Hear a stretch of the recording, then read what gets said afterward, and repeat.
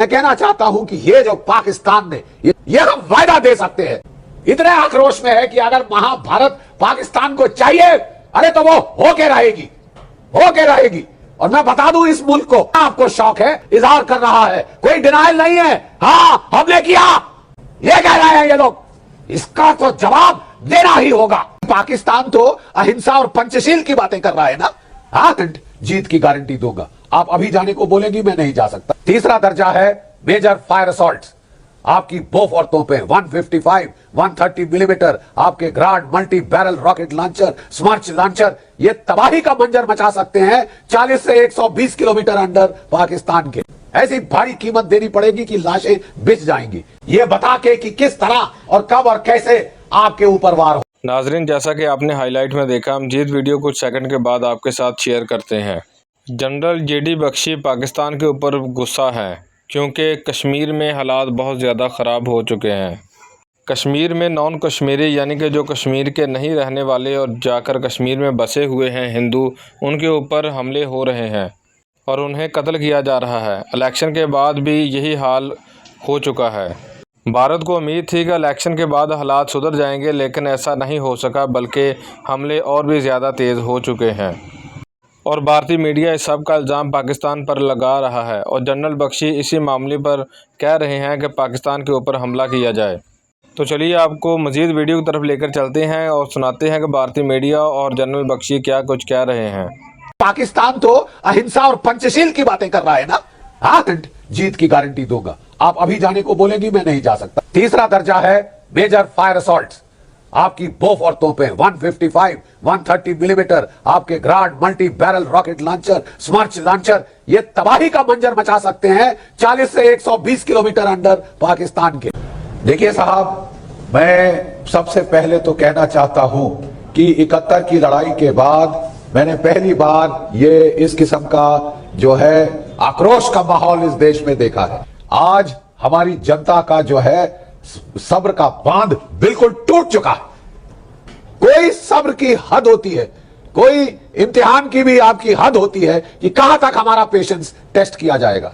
मैं कहना चाहता हूं कि ये जो पाकिस्तान ने ये हम वायदा दे सकते हैं, क्योंकि अब इस देश की पूरी जनता इतने आक्रोश में है कि अगर महाभारत पाकिस्तान को चाहिए, अरे तो वो होके रहेगी। और मैं बता दूं इस मुल्क को, आपको शौक है, इजहार कर रहा है, कोई डिनाइल नहीं है। हाँ, हमने किया, ये कह रहे हैं ये लोग, इसका तो जवाब देना ही होगा। ये थूका हम आज देश यही तो इस मामले की मेरे जो हाथ के ट्रेन किए हुए हैं, वो मुझे बड़ी खुशी है आज कि वो ऊंचे ऊंचे दर्जों पे ओहदों पे हैं।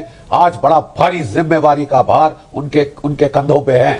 मैं पाकिस्तान की मदद नहीं करना चाहता, ये बता के कि किस तरह और कब और कैसे आपके ऊपर वार होगा।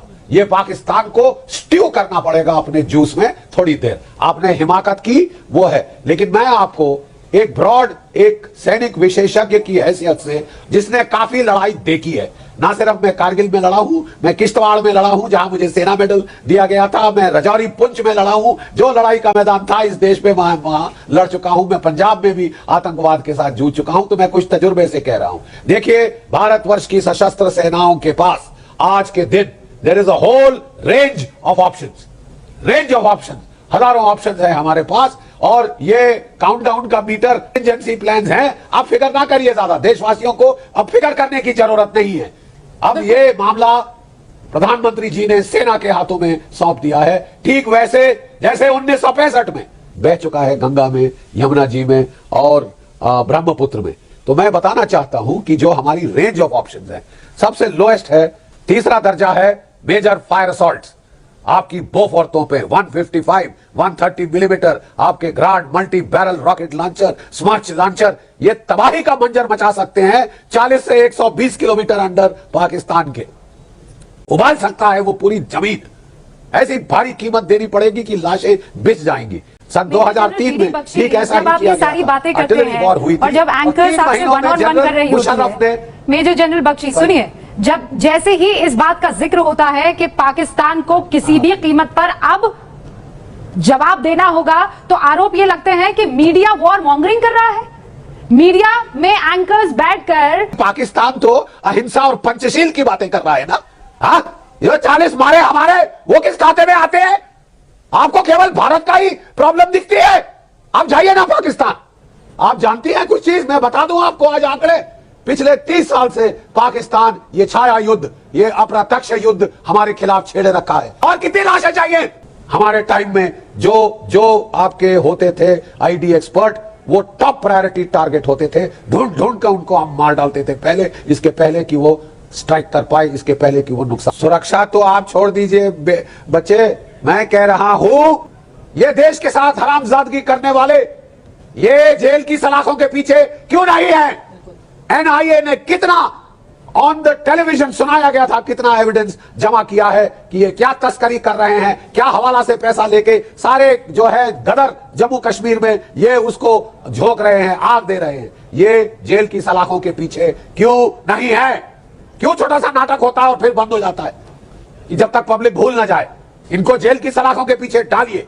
ये सारा जो लॉजिस्टिक नेटवर्क, जो इंसाइटरी नेटवर्क है, ये उसको चला रहे हैं। बात दर्जा आता है ये सॉफ्ट सेपरेटिस्ट का, और उसके चलते साहब देखिए, लेकिन यहां पे बोले साहब ये तो बेचारे बच्चे हैं,